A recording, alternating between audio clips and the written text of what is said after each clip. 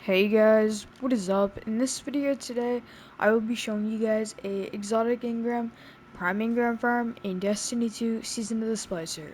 Now, before we get in the video, if you're new around here, don't forget to hit that like button and subscribe. If you guys do, it greatly helps out the channel. Also, for those who don't know, we do have a community Discord server with over 200 active members. We are looking to grow that.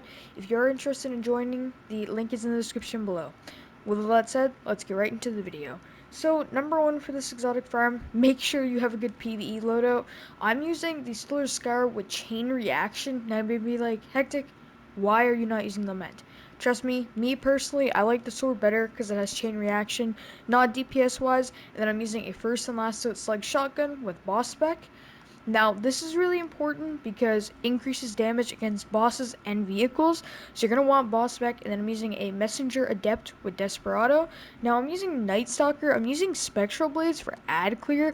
Tether works fine as well. I had my PvP stuff on, so it's kind of like a little messy right now, as you guys can see. But, yeah. So, Lament works fine. Anything really with decent DPS, you don't need to use exactly what I'm using. Just make sure you have something that deals some good damage. I'll be using on my helmet, hand cannon targeting, shotgun dexterity, unflinching shotgun aim, sniper rifle scavenger. Now, there are important things that you're going to want.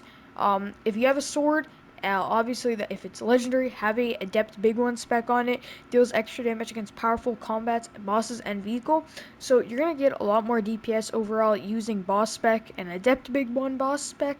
So yeah, definitely make sure that you are using these little buffs. Now there are little more things that I will tell you guys you'll want to pop. Number one, pop the finest matter weave. Now if you don't know what this does, defeating bosses have a chance of dropping an enhancement core. Effects last until an enhancement core is found. Only one finest matter weave can be popped at one time. Now the second one, pure matter glass lens. Precision kills have a chance to drop weapon telemetries. This is good for farming legendary shards at Banji. Now you can also use Rainmaker, increases glimmer. Overall, really good. Definitely advise using it. Pop these little buffs; they'll definitely benefit you in the long run. So once you guys spawn in, you'll want to obviously go to the moon. Go to the Sora's Harbor and just follow exactly where I go. So obviously, like I said, the messenger is not that important. You can double slug if you want for DPS, but I would highly advise having a sword on. It's the most efficient way to clear ad clear. I'm just gonna put on a True Prophecy with time payload. If I really wanted to, I can. It doesn't really make too much of a difference overall what you use. Messenger is good for long range, but I'm just gonna put a True Prof on for the time payload, obviously, because I think personally time payload's pretty decent. Yeah, so you can use whatever you want for super wise. Just make sure you have some decent DPS. All right, I'm gonna take us in. So go on your Sparrow and follow the exact area that I go to. So as you guys can see, just follow this area. Now once you guys spawn in, you're gonna be in the Sora's Harbor.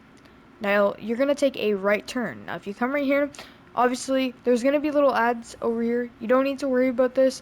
Not too important. Nothing really here matters. There is the Altars of Sorrow event. Not the most efficient way to farm loot though. But you'll want to follow this little path. Now once you guys do this, take a left turn. Now come right here. Now once you guys have done this, around this corner you're going to have a checkpoint pop up on your screen. Now when you have this checkpoint pop up on your screen, you are decently close to actually doing the exotic farm. So around this tunnel, if I'm correct, you are about to actually have it done. I'm just going to get off my Sparrow just so that I can actually survive against these ads. But I'm in the Lunar Battlegrounds, so this is a sign that you are in the correct area. So make sure, obviously, clear out these ads. Ignore the little floating bodies above you, but just clear out these ads so that they don't kill you, obviously. So I'm just going to kill them. You don't really need to do this, but I'm doing it just for the extra loot. This is where the slug really comes in handy. But yeah, once you guys come down here, you can take out the ads there. It doesn't really matter, like I've said. But yeah, once you guys jump down here, this is where the exotic farm is gonna start. You're gonna come in this cave. I did get charged with light from getting multi kills, which will give me a big damage buff for the slug shotgun, obviously. Alright, so once you come in this cave right here, this is gonna be a little confusing. I'm gonna explain it to you guys as easy as I can. So once you guys come down here, for those who don't know, yes, this is the beginning of Garden of Salvation. Now if you come to the right, sometimes there's going to be a barrier that spawns in. As you guys can see, it did not spawn in for me. But if you come right here, there's going to be the Vex Gate spawning ads.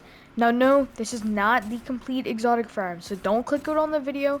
There's going to be multiple waves of ads that you're going to have to clear out to actually get to the exotic farm. So this is why I told you guys to pop those little small buffs, as they'll benefit you big time when it comes to clearing out these ads, especially the damage buffs for getting multi-kills and even being charged with light. My slug shotgun is doing 20k to these guys, which is a lot of damage. And especially with this range, I don't even really need to do much, pretty easy. Alright, I just did the first wave of ads. This is where your sword's going to come in handy. I'll kill the Minotaur right here. I just took out all of them just because I had chain reaction. I got an enhancement core right there. Not bad. I'm going to take out these other Minotaurs. As you guys can see, the little explosions going off right here. More of them. I'm just going to take out the rest of these ads so that I can get this done quickly for you guys. I'll try to keep this video as short as possible. Alright, as you guys can see, now there's going to be, I believe, one more wave of ads if I am correct. Yep, there will be. So once you take out this last wave of ads, though, this is where the exotic farm is going to start. So as you guys can see, right around here, I did just take out the last wave of ads. Now something really, really big is going to happen once you take out the ads. I'm just going to use my sword ammo. I don't need this for DPS. I have slug shotgun ammo anyway. But as you guys can see, if you look in the middle right here, after taking out all those ads, a big boss will spawn in. Now this is how you're going to farm your exotics. As you guys can see right here, I just did 33k with the slug. So the slug really does a good job melting him. That's primarily why I would use a shotgun if you do have it. But I'm just going to take out the rest of ads so they don't kill me, obviously. But I'll show you guys, there isn't just this to the exotic farm. I'll show you guys the main parts, because it is very, very important. If you kill certain ads, you're going to get chests. Now, I just did get a purple engram from doing that, which is overall not terrible. But I'll finish off the boss. As you guys can see right here, just killed the boss. He did not drop me anything, but I did get a purple from that chest right there. Let's see it. It's not terrible, but yeah, this is mainly how you're going to farm exotics. Before you click out of the video, though, to reset it, you need to go back to the Sora's Harbor and just come all the way back down here, and then you're gonna find that little wave of ads. You just take them out like that over and over and over until you get a exotic engram. Now this is not a guaranteed drop, but it's one of the best ways to farm exotics, if you ask me, despite like the hardcore PvE content that if you're under light you can't do. So yeah, if you guys do have come across this or anything, really, just take your time, do it. It's pretty easy to do. But like always, I hope you guys enjoyed this video. Peace. Thanks for watching.